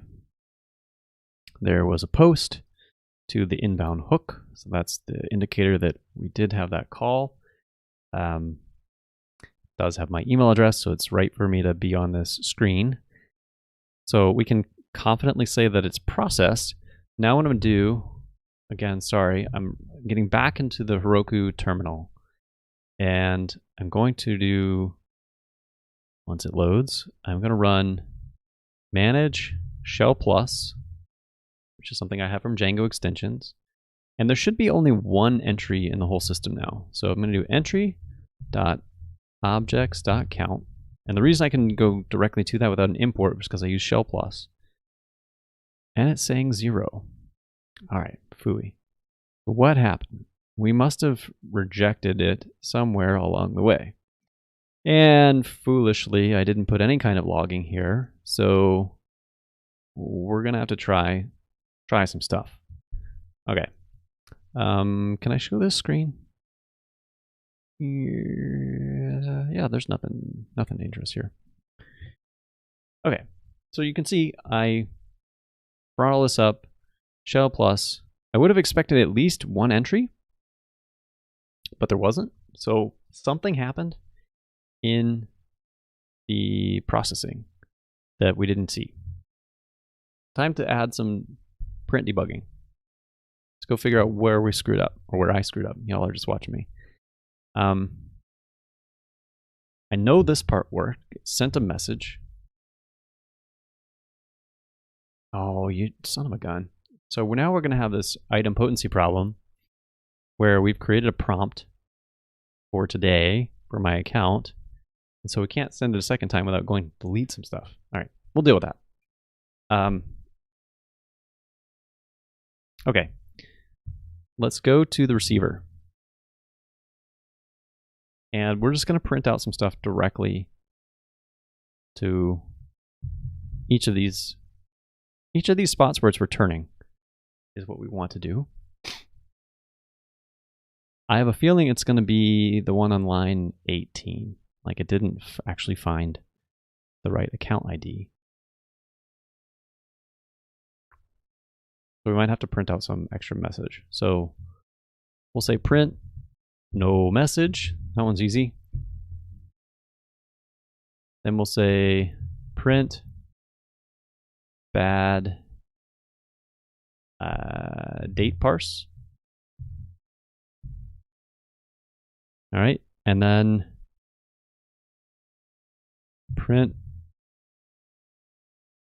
username missing period, and print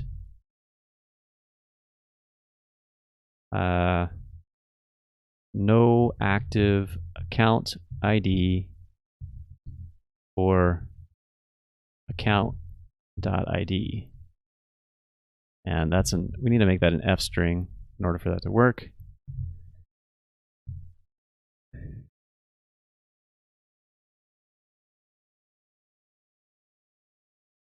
Do I want to show that?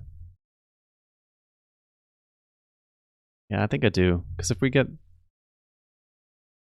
Well, no. I can't do this. This would break. Because the get will only pass. So this account variable won't exist in this except clause. That's dumb. So, but what we do have is this account underscore ID thing. So we'll see what it got. Maybe there's something to it there. So let's run the test, make sure those still pass. And we'll say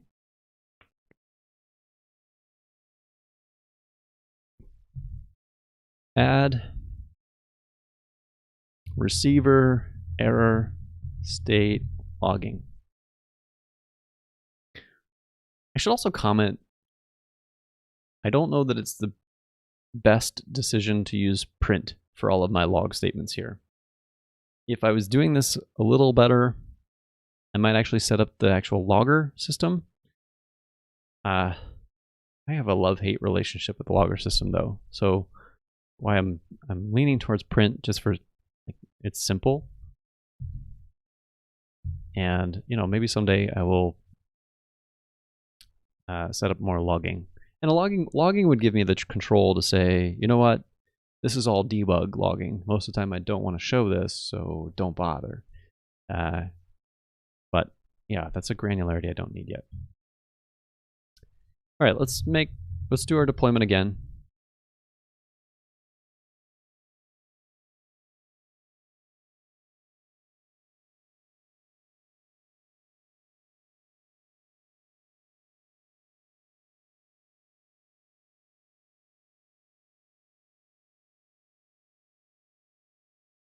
And then I think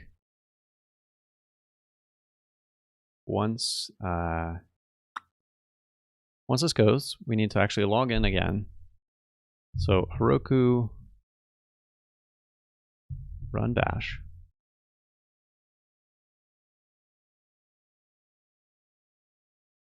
manage.py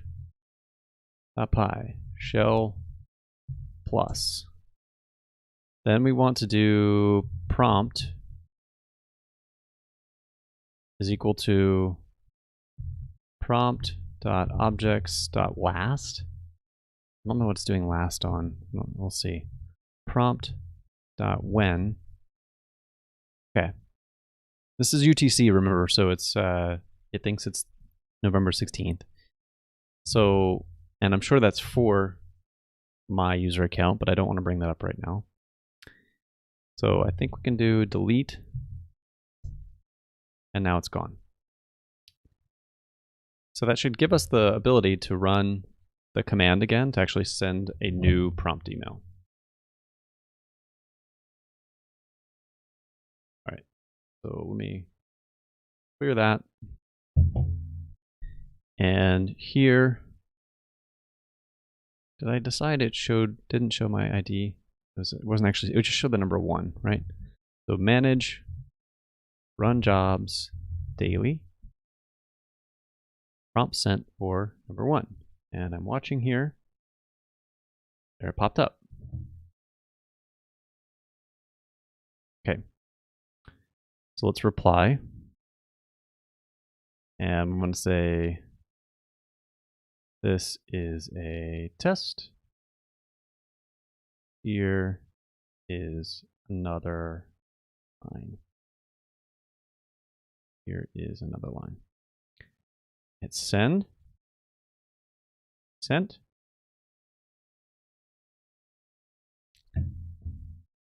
Okay. Now, I got to check the logs, and I know this one will show my email, but we'll be brief. Secrets. Heroku logs.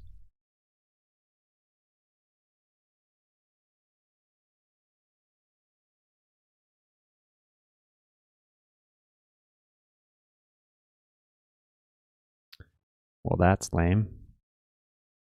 Not showing me any of those print statements. Oh, no, it didn't. A username missing period. Oh, wow. Did not expect that. Okay, what was the username?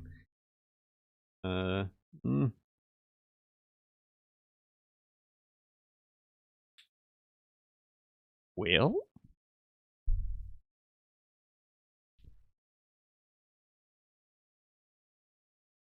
I'm being dumb.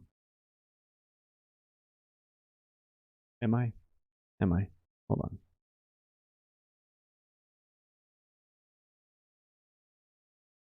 Yeah.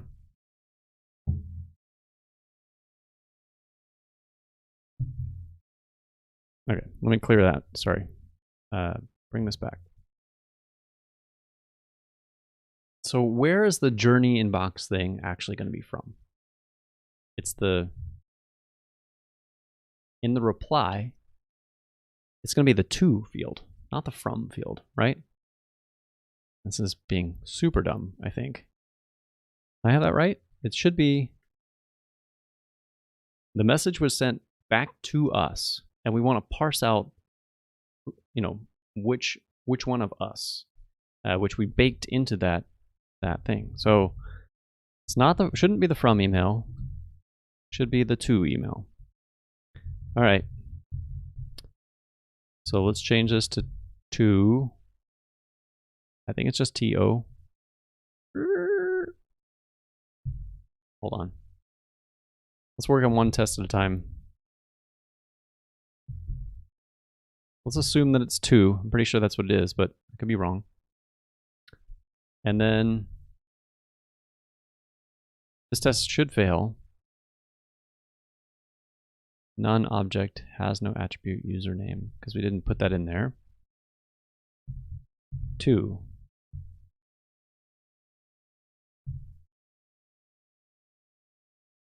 What? List object? What is this? All right. I gotta stop guessing about what this email object has. So let's go to Python docs, make sure we get this right. This is email. the email message module. Email message.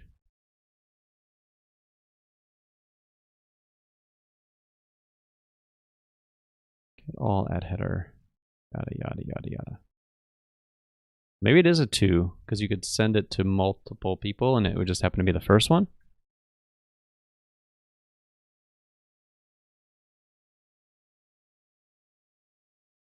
No, it would just be smarter. Let's just debug. Okay, put the debugger right here. Run the test again. And message to is an email address. Okay. All right. So from our point of view, this is a list. It's always going to have at least one, and that first one should be Journey Inbox.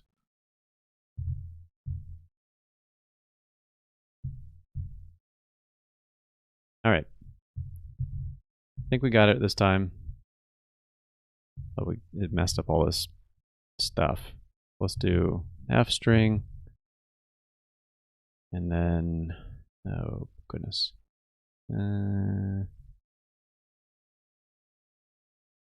Delete this. Single quotes.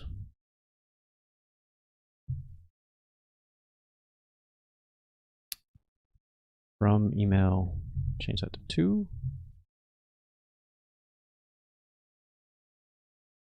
F string. Delete those. Single quote. Okay. 2. That one's already shortened. It's nice. Oh, we also have to, okay. Rejects non-account to email.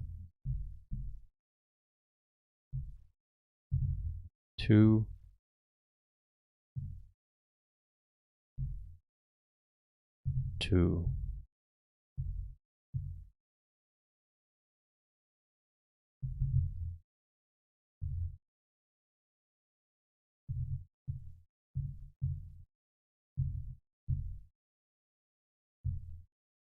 all right, tests are passing. That's pretty boneheaded, right?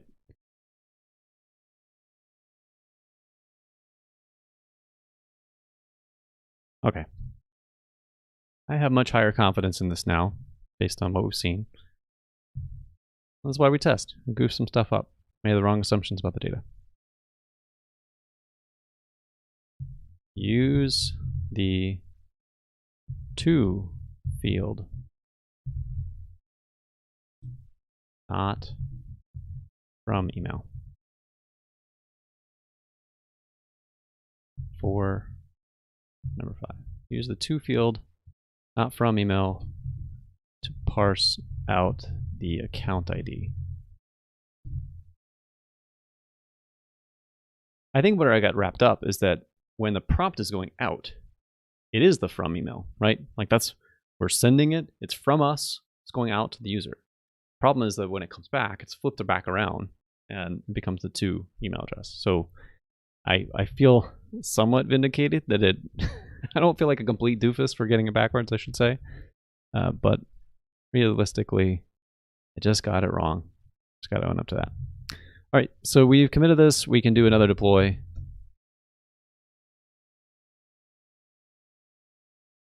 I really want to get this going like end to end. Although we're still like 1 week off, I think, from me using this regularly because I don't want to go into a bunch of these things and clean up the parsing. So I think where we're going to go land tonight, I want to see an entry get into the database. That would be the win. The part that will be wrong, that will need some correction, is the body of the response won't be what we want. It'll have too much data. So then next week we will trim that out and set up the tasks to actually start going daily And then I think I can start sending actually using the service and discontinuing use of the other one, which will be really cool. Okay. So we need to create our new prompt. So Heroku run bash.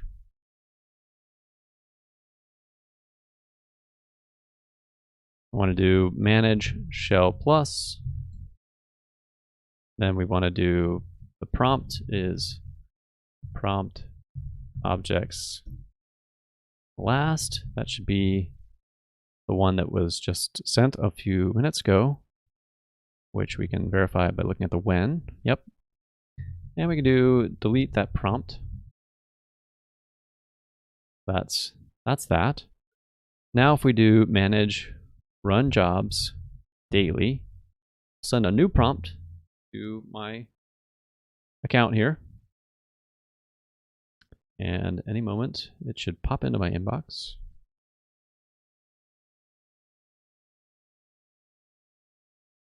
There it is. All right. All right, let's make sure that this is a differentiated content so that we can actually verify. So let's say, did we make it? This is a second line. All right, pretty simple, but it's something different from the text we were using previously. Now, moment of truth. Let's go see. Well, I guess we can check the logs and see if there's any kind of error message. Shouldn't be. Actually, no, let's not do that. Let's go straight back into. We're here. Let's bring up the shell again, and let's do entry.objects.count. There's one. Hooray! All right. So let's slurp in the entry. Entry.objects first. And entry body. I can't do that. That's going to show my email address. Sorry. Entry body. Or did it? No, but it will show the token. That's interesting. Okay. So here's what I'm going to do. I'm going to take everything that I would have seen. I'm going to sanitize it a little bit and then show you all. Let's do a split. Oh, come on. Let's do an edit output, we'll call it. Paste this in and then get rid of my unique identifier. And I'll do A, B, C, D, E, F, G. And make sure that there's nothing else in there. Yeah, that looks good. And then you're going to come back over here, get out of shell, leave Heroku, and bring this back. All right. We did it, y'all. We sent a message out. I wrote it down. We got it back. So interesting stuff about this is that these are like already it's storing it in here as normalized. Like these are windows. This is a CRLF, carriage return line feed. Right? CRLF? CRLF, carriage return line. Yeah.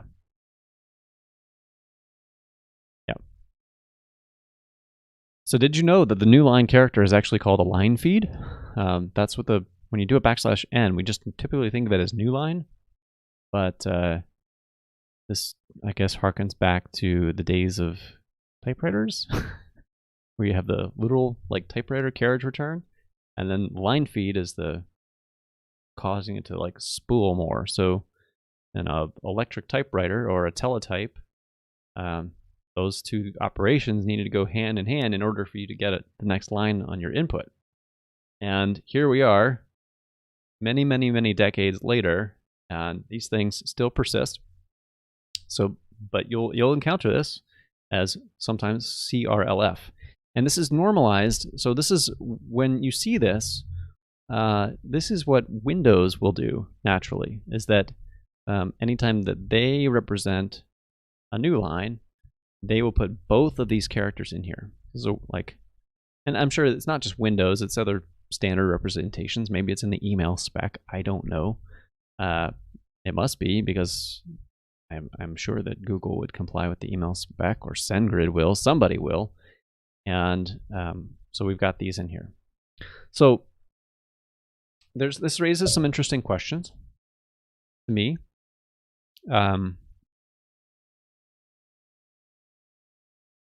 Yeah. What interesting questions does it raise?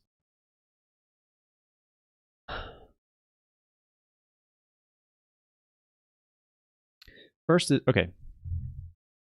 Go back over here. I think we're done with this. First of all, we can declare victory on this, and we'll just create a new issue, because this is fine. We've got plenty of stuff in here. It's been long since complete in many ways. I feel good about it. We'll close this. Hooray. Go back to the launch milestone and add a new issue and say parse entry out of message text. And what I thought we might need to do might not actually even work. So this will be curious to me of how we're going to truly enforce this. My email client. Oh shoot, I got rid of that message. Hold on one second. Sent. Okay. So you're not going to be able to really see that. So what shows up here for my email client is it says show quoted text. And it puts that below. And so what we're seeing when we've got that, this thing is my email client. So I have a Gmail account. So my email client is hiding everything from here onward. In fact, I think I can do a substitution. Substitute the